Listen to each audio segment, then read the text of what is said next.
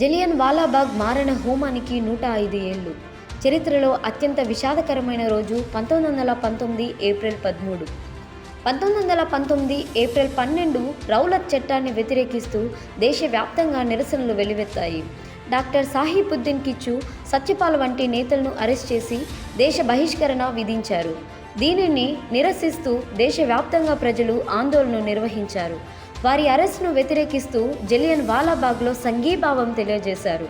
1919 April 13న పంజాబీలకు అత్యంత ముఖ్యమైన వైశాఖి పండుగ.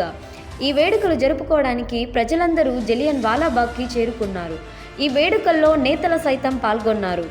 జనరల్ డయ్యర్ జనం గుమికూడకూడదు అని ఆంక్షలు విధించి నిరాయుధులైన జనంపై కర్కశంగా కాల్పులు జరిపించి మారణకాండ సృష్టించారు.